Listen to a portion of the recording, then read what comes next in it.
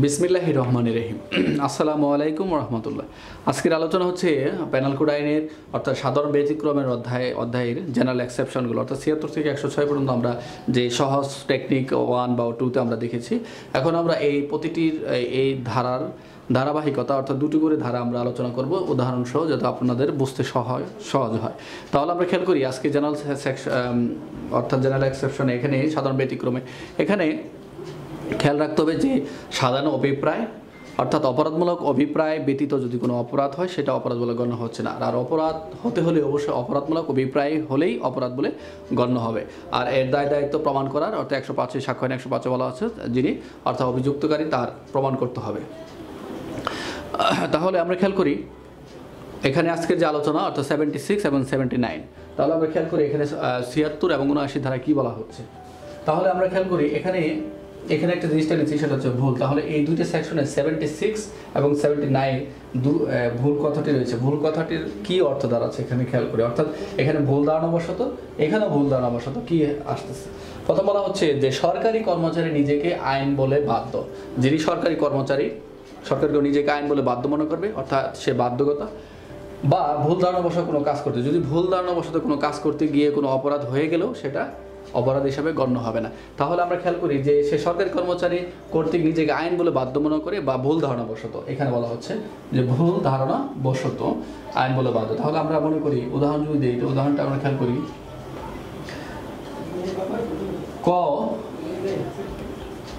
ক সৈনিক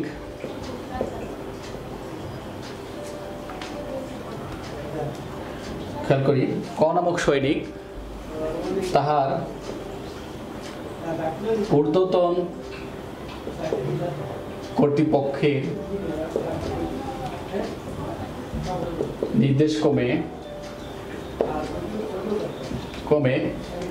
অর্থাৎ ক সৈনিক তার ঊর্ধ্বতন অর্থাৎ সৈনিক কর অর্থাৎ ঊর্ধ্বতন কর্তৃপক্ষের নির্দেশে যদি কোথাও কোনো অর্থাৎ আইনের অনুসারে যুক্তিসঙ্গত অনুসারে বা আইন অনুসারে আইনসঙ্গত অনুসারে হতে পারে বা আইন অনুসারে যেটা বলি অনুসারে জনতার উপর গুলি চালাইলে কর অপরাধ হবে না। এখানে এক কথায় আমরা বুঝতেছি খুব সহজভাবেই, ক নামক যদি সৈনিক তার সিনিয়র বা ঊর্ধ্বতন পদস্থ কোনো কর্মচারী তাকে কোনো যুক্তিসঙ্গতভাবে বা আইন অনুসারে যদি কোথাও বলে যে জনতার উপরে বা কাউকে মেরে ফেলো বা কাউকে গুলি চালাও, সেটা কামালের বা কর অপরাধ হবে না। তাহলে আমরা যদি ঊর্ধ্বতন কর্তৃপক্ষ বা কোনো সরকারি আদেশে আমরা সরকারি আদেশ মানতে যদি বাধ্য, অর্থাৎ সরকারি আদেশে যদি আমরা কোথাও গুলি চালাই বা কোথাও সরকারি আইনসঙ্গত কাজ করতে যদি আমরা গুলি চালাই, সেটা কোনো আমাদের অপরাধ বলে গণ্য হবে না। তাহলে আমাদের সরকারি কর্মচারী নিজেকে আইন বলে বাধ্য এখানে মনে করে বা ভুল ধারণাবশত কোনো কাজ করতে গিয়ে যে অপরাধ হলো সেটা অপরাধ বলে গণ্য হবে না, অর্থাৎ 76। তাহলে আমরা এখানে আসি 79। এখানে একটু খেয়াল করি, এখানে হচ্ছে সরকারি কর্মচারী, এখানে হচ্ছে জনসাধারণ। একটু এখানে ডিফারেন্সটা খেয়াল করতে হবে যে এখানে 76 হচ্ছে সরকারি কর্মচারী আর 79 হচ্ছে জনসাধারণ। আর সব ঠিক আছে, জনসাধারণ নিজেকে আইন বলে বাধ্য মনে করে বা ভুল ধারণাবশত, এখানেও ভুল। অর্থাৎ এই 76 এবং 79 এখানে এই লেখা হয়েছে যে ভুল, অর্থাৎ এখানে দুইটি ধারা এই ভুল ধারণাবশত কথা লেখা রয়েছে। এক নম্বর হচ্ছে সরকারি কর্মচারী কর্তৃক তার নিজেকে আইন বলে বাধ্য, আর এখানে জনসাধারণ কর্তৃক অর্থাৎ নিজেকে আইন বলে বাধ্য ভুল ধারণাবশত যদি কোনো কাজ করতে গিয়ে অপরাধ হয়ে গেলেও তা অপরাধ হিসেবে গণ্য হবে না। তাহলে এখানে কি উদাহরণটা দেওয়া যায়, এখানে আমরা খেয়াল করি, এখানে যদি আমরা খেয়াল করি যে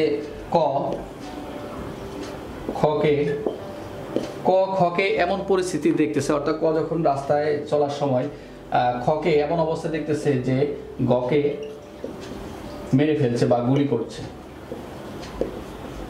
অর্থাৎ খকে এমন অবস্থা দেখছে খ গকে গুলি করছে, অথবা ক এমন অবস্থা পরিস্থিতি দেখতেছে যে খ গকে খুন করার চেষ্টা চলছে। এই ক্ষেত্রে ক যদি খকে অর্থাৎ খকে ধরে ফেলে, খ ককে যদি ধরে ফেলে পুলিশ হেফাজতে বা পুলিশের কাছে হ্যান্ড ওভার করে সরল বিশ্বাসে বা আইন বলে বাধ্য মনে করে, তাহলে কর কোনো অপরাধ নয়। তাহলে কি হচ্ছে, আমি বলছি যে খকে এমন একটি কাজ করতে দেখে যেটা তার খুন বলে মনে হচ্ছে, তখন খকে অবশ্যই খকে তাকে গ্রেপ্তার করে বা তাকে ধরে ফেলে, যদি সে নিজেকে মনে করে যে আত্মরক্ষার ক্ষেত্রে যদি মনে করেছে আত্মরক্ষার উদ্দেশ্যে সে সেটা করেছিল, যদি আত্মরক্ষার ক্ষেত্রে সে যদি তাকে ধরে থাকে তা সেটা তার অপরাধ হবে না বলে গণ্য করা যাবে। তাহলে আমি আবার বলছি, খকে এমন অবস্থা দেখতে যে গকে খুন করার উদ্দেশ্যে এমন পরিস্থিতি সৃষ্টি হয়, তখন কি করলো, এই খকে ধরে ফেললো, ধরে কি পুলিশের হেফাজতে বা পুলিশের নিকট হ্যান্ড ওভার করলো, তাহলে এটা কোনো অপরাধ। অর্থাৎ জনসাধারণ নিজেকে যদি আইন বলে বাধ্য মনে করে সরল বিশ্বাস, তার এটা আইন সমর্থিত হতে হবে, আইন সমর্থিত ছাড়া কখনো এটা হবে না। তাহলে আমরা খেয়াল করলাম 76-এ খেয়াল করলাম যে আইন বলে বাধ্য, অর্থাৎ সরকারি কর্মচারী কর্তৃক আইন বলে বাধ্য, আর এটা জনসাধারণ। 79 হচ্ছে জনসাধারণ নিজেকে আইন বলে বাধ্য বা ভুল ধারণাবশত নিজেকে কাজ করতে গিয়ে কোনো অপরাধ হলেও তা অপরাধ বলে গণ্য হবে না। তাহলে আমাদের এই সরকারি কাজ আইন সমর্থিত, এই বিষয়গুলো আমাদের খেয়াল রাখতে হবে। তাহলে এখানে 76-এ আমরা যদি আরেকটা উদাহরণ দিই, 76-এ আরেকটা উদাহরণ দিই যে এখানে ক নামক পুলিশ অফিসার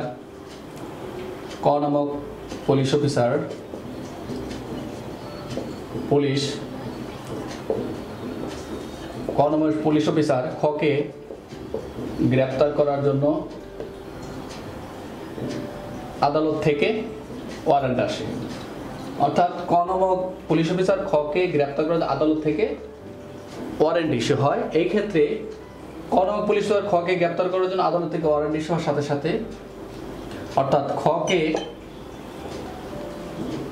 গকে খ মনে করে, অর্থাৎ এই গকে খ মনে করে যদি অ্যারেস্ট করে, এই ক্ষেত্রে তার কোনো অপরাধ হবে না, কোনো পুলিশের অপরাধ হবে না। তাহলে আজকের আলোচনা কি করলাম, আজকে আলোচনা হচ্ছে যে সাধারণ ব্যতিক্রম অধ্যায় পর্ব 49 অর্থাৎ 76 এবং 79। অর্থাৎ 76-এ আমরা শিখলাম যে সরকারি কর্মচারী কর্তৃক আইন বলে বাধ্য, আর 79-এ শিখলাম জনসাধারণ যদি নিজেকে আইন বলে বাধ্য বা তথ্যের ভুল ধারণা বসে যদি কোনো অপরাধ হয়ে গেল সেটা কোনো অপরাধ বলে গণ্য হবে না। তাহলে আজকের আলোচনা ছিল 76 এবং 79।